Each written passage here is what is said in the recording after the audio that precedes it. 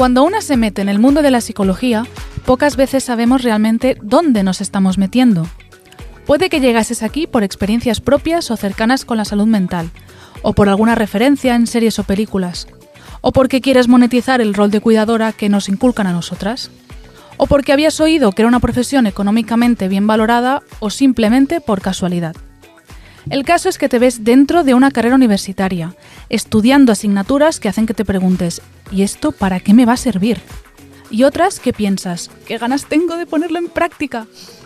Pasan los años, los exámenes, las prácticas, los roleplays, hasta que llega ese día, tan deseado como temido. El último de la carrera universitaria y el primero de tu carrera profesional. Y ahí surgen las primeras inseguridades. ¿Soy ya psicóloga?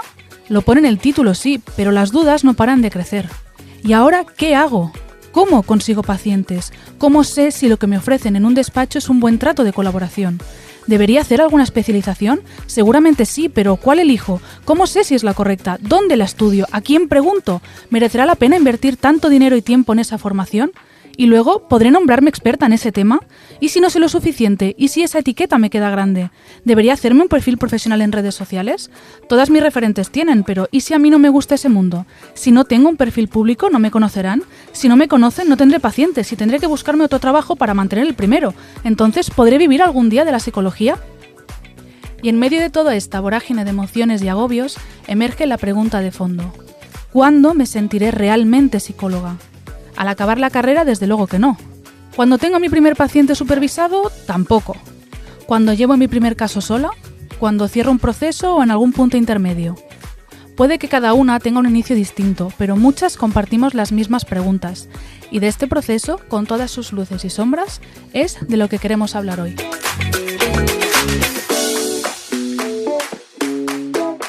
Bienvenidas a un nuevo capítulo de Psicoworking Café. Hoy estamos acompañadas de tres psicólogas, bueno, estoy acompañada de tres psicólogas maravillosas que han venido a hacer el café conmigo, que son Lua Carreira, Judith Alarcón y Eva Garriga, que nos ha hecho esta introducción maravillosa en la que me ha agobiado un poco con tanta pregunta. He pensado, oh Dios mío. Esa era la idea, Sí, es que realmente has ilustrado muy bien ese agobio, ¿no? que coge cuando nos cuando nos licenciamos, yo en mi caso que soy vieja ya, licenciada, cuando se gradúan la gente joven, ¿no? Y acaba la carrera. Y estaba pensando que son grandes preguntas para hacer grandes capítulos, ¿vale? Uh-huh. Hoy vamos a hacer toda esta parte, ¿no? Como de qué pasa al inicio de esa experiencia profesional, de cara a intentar orientar un poco a las personas que nos estén escuchando y también poder compartir, porque yo creo que es una cosa de la que no solemos hablar mucho, ¿no? O al menos no sé vosotras, pero yo a mi alrededor no tenía psicólogas con las que poder hablar de esto al principio. Uh-huh. Entonces creo que esto es interesante. No sé, Lua, ¿qué nos cuentas? Va. Yo diría que los inicios son bastante compartidos. Creo que hay una emoción que predomina bastante, que es miedo. Uh-huh. Porque, bueno, igual en otras ramas de la psicología, ¿no? Pero cuando te dedicas a la clínica y te tienes que poner delante del primer paciente, es como, vale, ¿y ahora qué? ¿Cómo hago esto? ¿Y qué le digo? ¿Y si se da cuenta que soy una novata? ¿O si no sé qué decir? ¿O si me hace una pregunta y se da cuenta que no sé, ¿no? Y al final, pues, creo que es muy habitual tener este miedo porque, bueno, no sé si hablaremos o hablamos de lo que implica la carrera en ocasiones y de lo poquito que nos forma para tener a gente delante. Uh-huh. Pero bueno, sí, creo que ese es un miedo bastante común al inicio, ¿no? De darnos cuenta que tenemos una responsabilidad con la persona que tenemos delante. A mí aún me sorprende muchas veces cuando, no sé, una persona me dice, el otro día le comenté esto a no sé quién porque esta frase me dejó pensando, y yo pensando, pero si esta frase yo no la he dicho con ninguna... Me ha pasado tantas veces. Nada relevante, y sin embargo a la persona le ha quedado ahí clavada, ¿no? Totalmente. Y es como, pero si esto es como, vamos, lo que digo yo, normal. Y claro, de repente dices, ay, caray, que si digo cosas a la persona le llegan, ¿no? Y bueno, pues es una responsabilidad importante, y creo que es uno de mis principales miedos todavía a día de hoy, después de unos cuantos años ejerciendo, es, ¿y si la cago, qué? ¿Y si la cagamos qué, Lua? Sí. ¿Qué hacemos si la cagamos? Pues nada, la vida sigue, sinceramente. Vale. Este es un gran mensaje. Sí. Es decir, sí es verdad que tenemos una responsabilidad, ¿no? Pero que somos humanas, ¿no? Y esto lo hemos dicho muchas veces. Antes que psicólogas somos humanas y a pesar de que nos esforzamos por hacer bien nuestro trabajo, claro, la podemos cagar. Judith, ¿qué nos cuentas tú de tus inicios? Mis inicios, vale. No, yo tengo que decir que lo que ha dicho Lua de esa frase que se le queda, ¿no?, a una persona y te la comenta, a mí me pasa que no sé, que de repente dicen, ay, sí, le comenté a mi madre o a mi amiga que mi psicóloga tal, y pienso, está hablando de mí, claro, yo soy su psicóloga, soy alguien en su vida, ¿no? Y de repente en ese momento me entra como esa oleada, ¿no?, de responsabilidad de, ostras, es verdad, soy importante para esta persona dentro del contexto del proceso, ¿no? Entonces, me siento muy identificada con eso. En mi caso, mis inicios, a mí lo que me sucedió es que yo huía mucho en la carrera de hacer los roleplays, porque sentía que yo no encajaba mucho en este modelo de psicóloga que parecía que era el que tenía que ser, ¿no? O al menos lo que nos vendían en la carrera, o lo que a mí me llegaba, que era esta psicóloga que habla así, muy bajito, con mucho cuidado, ¿no?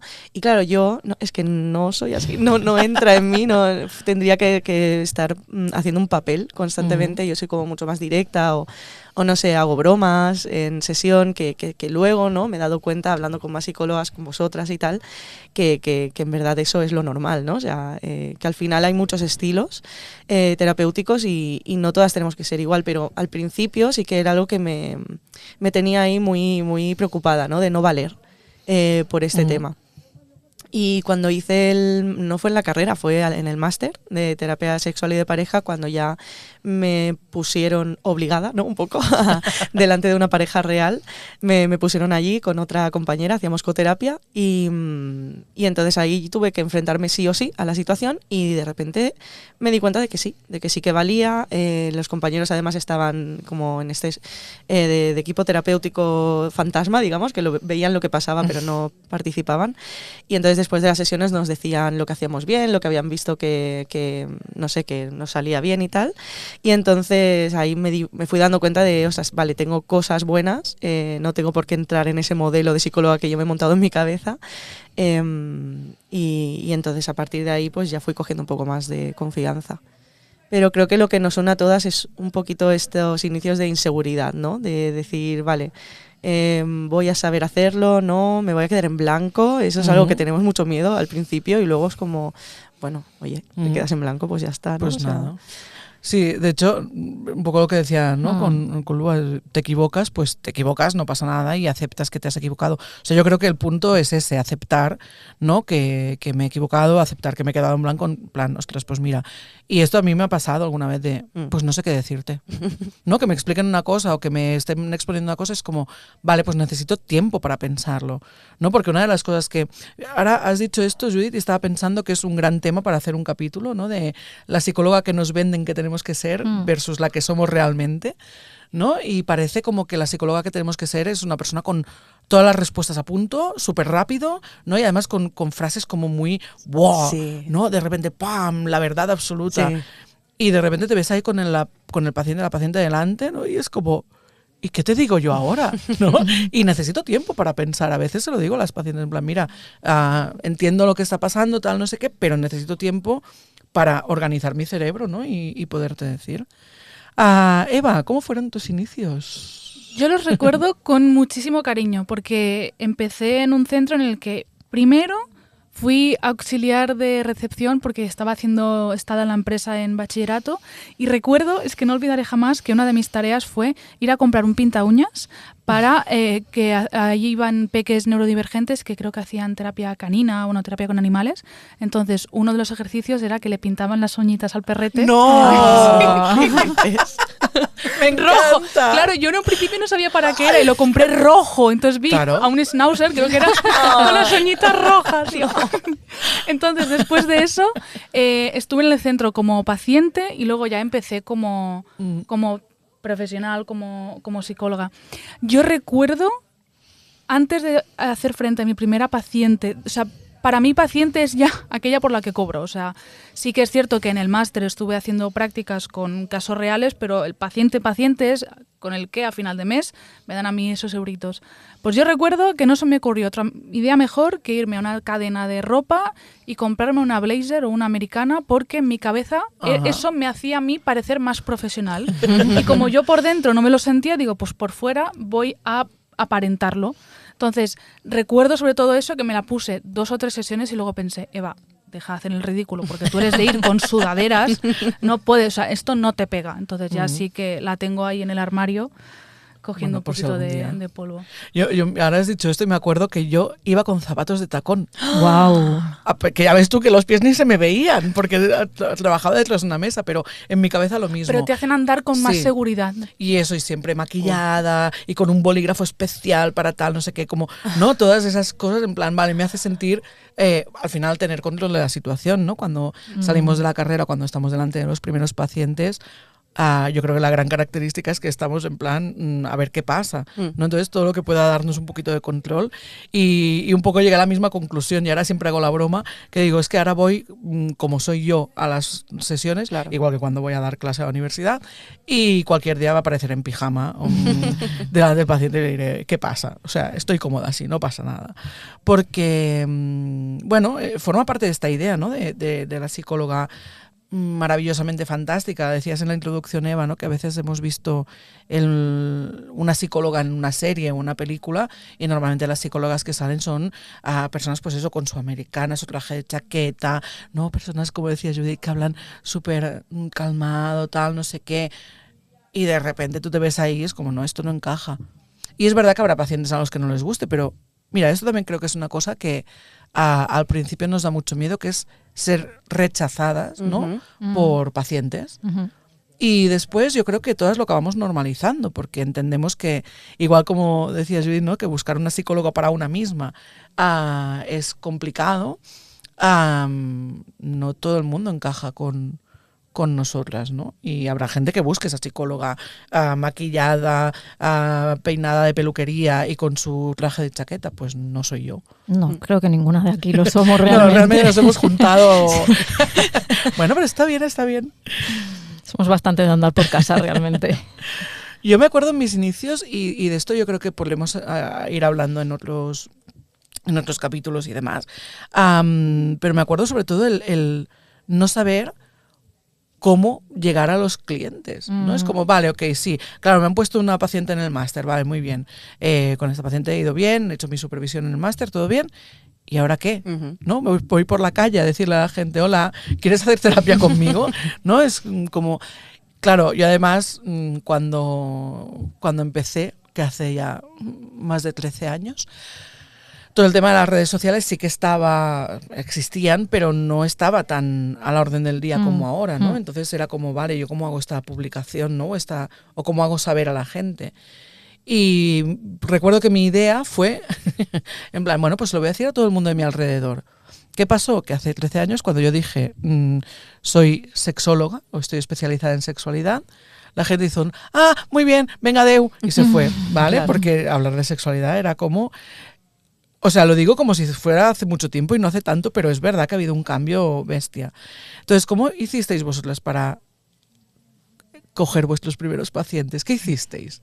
¿Cómo los captasteis? ¿Os acordáis? Yo hice de todo, la verdad. A ver, yo es cierto que empecé colaborando al principio con una psicóloga y llevaba pequeños grupitos y hacía cositas como muy específicas. Y después con una consultora que impartía formaciones a empresas, y al final yo me encargaba un poco de lo que eran habilidades que tenían que ver con relaciones con otras personas, ¿no? Pues liderazgo, gestión de equipos, etcétera, etcétera. Y muchas veces ofrecíamos sesiones individuales o un proceso como un poco no de terapia exactamente, pero sí un proceso a lo mejor con 1 o 2 personas para... Bueno, mejorar un poco, pues sí, cómo gestionar equipos, por ejemplo. Y esto yo creo que también me ayudó un poquito a coger un poquito de tablas y a perder un poco de miedo de venderme, por decirlo así.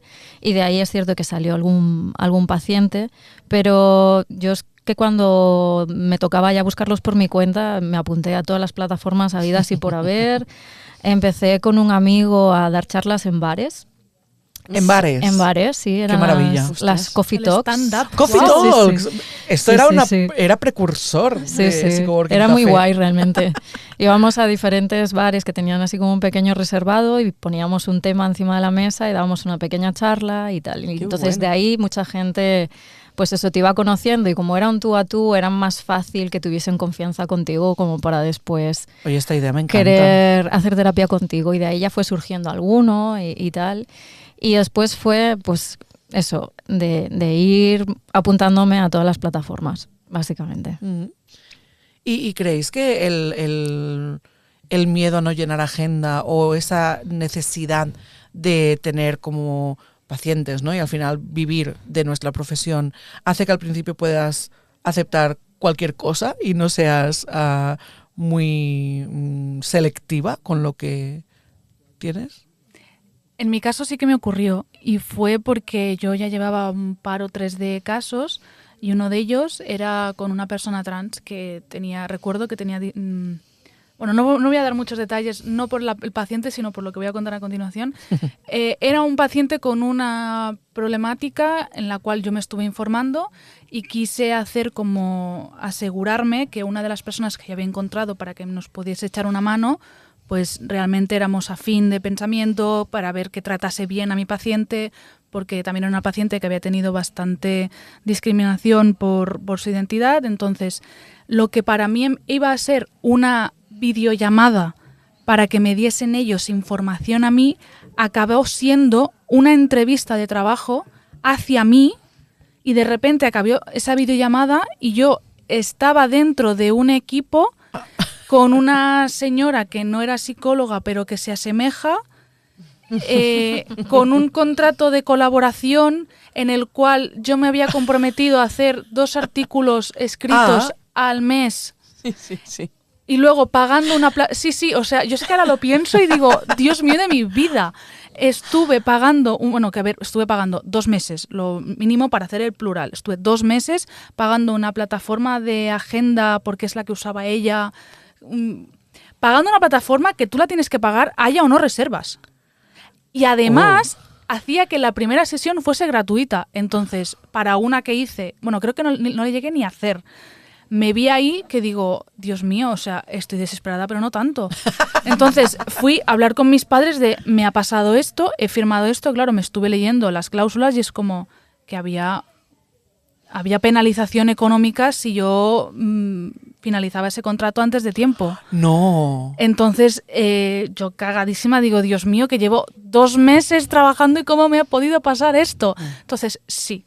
Afortunadamente todo acabó bien, todo ya eso queda en una anécdota, ahora ya puedo reírme de ello, antes no, pero ahora ya... ¿Tuviste que pagar penalización o no? No, al final no. Esa Bien, persona me alegro. fue bastante benevolente en ello y es como... Claro, es que yo iba para pedir información para un servicio y acabé, digo, no sé, me dio la vuelta a la tortilla y no sé cómo ocurrió. Ay. Pero claro, es verdad que cuando somos, ¿no? Cuando no tenemos experiencia, muchas veces pasa esto. Nos metemos en sitios que después son complicados. Claro, y estás empezando y piensas, qué bien, han pensado en mí, les gusta mi perfil, y es como, uy.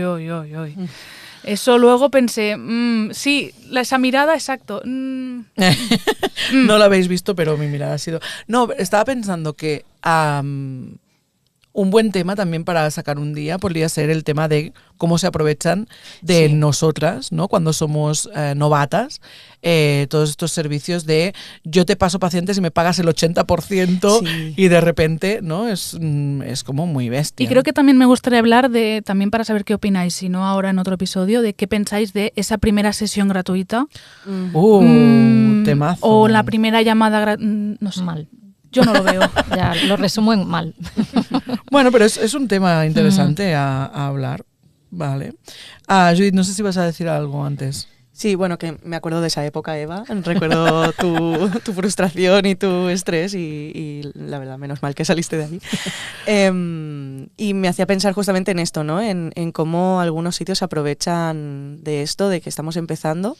Y ahora mismo tengo compañeras, amigas que están empezando en la profesión, ¿no? Y que a lo mejor han entrado en un equipo que que es 50%, ¿no? Wow. 50-50, que esto ya lo hablaremos en otro episodio, pero el tema de los porcentajes, pero 50-50 cuando ni siquiera le pasan pacientes, o sea, los pacientes, aunque sean suyos, les tiene que dar el 50%, no sé, un lío, y yo siempre digo, por favor, huye de ahí porque no es normal. Yo, en mi caso, hice caso a Eva, justamente, porque yo estaba muy nerviosa de cómo empezar, ¿no? No sabía esto que estamos hablando, de cómo empezar a tener pacientes, de cómo entrar en un equipo o cómo se hacía eso, ¿no? Y Eva me dio la idea de ostras, coge, mírate centros cercanos a donde vives, ¿no? Clínicas y tal que no tengan justamente la especialización que tú tienes, que es terapia sexual, terapia de pareja, y manda un correo con una carta de presentación, ¿no? Y bueno, vendiendo un poco este servicio y vendiéndote a ti. Y lo hice, ¿no? Me hice un Excel, me puse todo. Aquí se desvela un secreto, ¿eh? Sí. Chan, chan. Esto habrá que hacerlo de pago, el podcast. Pero es un buen consejo, no tiene por qué resultar, pero en mi caso sí que resultó, ¿no? O sea, bueno, yo mandé 500 mails y me respondieron 4, o sea, tampoco Bueno. es infalible, pero ahí fue la... Solo necesitas que uno te diga que sí. Exacto. Mira. Y que te encaje, porque yo tuve estas 4 personas que me respondieron, 4 centros, yo solo me quedé o entré en uno porque el resto, bueno, olía un poco a chamusquina o me ofrecían condiciones que yo dije, soy nueva, Ya, pero bueno, no tonta. Entonces... ahí es cuando entré en el primer centro, ¿no? Y tal, y bueno, a raíz de ahí, pues fui haciendo, ¿no? Y luego entré aquí en este maravilloso equipo y a partir de ahí, pues los pacientes van llegando, ¿no? Poco a poco, que esto es algo que nos da mucho miedo y da mucho miedo a la gente que está empezando ahora, porque hay gente que me pregunta, ¿no? ¿Y cómo haces? ¿Y cómo hacemos? Y yo, tranquila, que saldrá. Todo llega, todo llega. Exacto. Bueno, para ir acabando, ¿qué os parece, chicas, si cada una me decís como un consejo que le daríais a una psicóloga que esté empezando? Un consejo que creáis que vosotros os hubiera ido bien en vuestros inicios. ¿Qué le diríais? Ahora es el momento en las que, como siempre, les pillo desprevenidas con estas preguntas. Yo le diría, tranquila, sabes más de lo que crees. ¡Guau! Mira, esta es frase de tatuaje. Me parece bien. Porque además, sabes más de lo que crees y lo tienes muchísimo más fresco que otros psicólogos o psicólogas que llevan años ejerciendo. Y lo tienes mucho más actualizado. Así que sabes más de lo que crees. Totalmente. Muchas gracias, Eva Garriga. ¿Qué consejo le dais, Lua? Bueno, es que Eva, caray. Claro, es que nos ha dejado el pabellón muy alto. Sí, No, perdón, no. Pues es que es difícil complementar lo que ha dicho Eva, porque es verdad que salimos con mucha más idea de lo que realmente nos parece y que al final delante tenemos una persona que lo que necesita es que la guiemos, que la acompañemos, y muchas veces no es darle las respuestas, es simplemente que estemos ahí y que seamos su espacio seguro, porque hay personas que ni siquiera lo tienen en su entorno. Y creo que para esto... Sí, obviamente las técnicas importan, pero sobre todo es eso, ¿no? No perder esa parte humana que implica nuestra profesión y que al final el vínculo terapéutico es... Bueno, esto sale en todos los manuales, ¿no? De psicología, en todas las formaciones, pero es verdad que es quizás de lo más importante y que para esto es no olvidar que delante tienes una persona que lo está pasando mal. Muchas gracias, Lua Carreira. Y Judith, ¿qué tienes para decirle a una novata? Que se atrevan.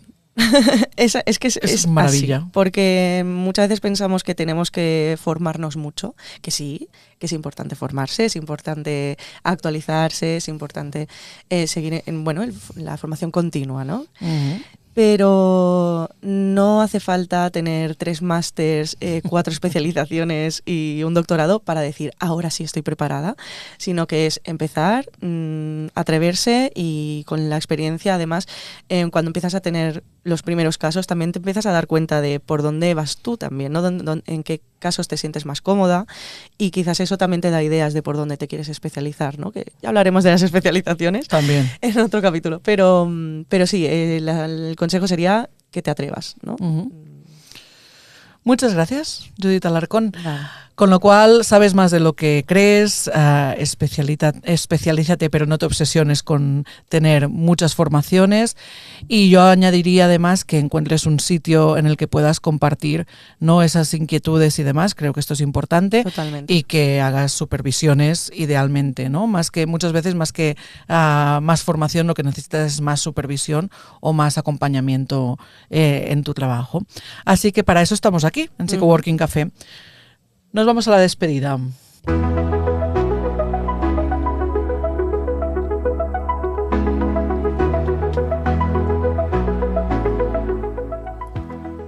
Si nos quieres seguir y no perderte nada de lo que hacemos en el equipo ni en Psychoworking, puedes buscarnos en Instagram @psy.coworking y en psychoworking.es. Y si quieres trabajar en equipo, Psychoworking está abierto para todas las psicos que quieran entrar y sentirse acompañadas. Ahora sí, nos despedimos. Agradecemos a la UBIC que nos haya cedido su espacio de grabación y a nuestro técnico de sonido que está aquí intentando sobrevivir a nuestra cháchara. Nos vemos en el siguiente capítulo de Psychoworking Café. Muchas gracias. Adiós. Adiós. Adiós.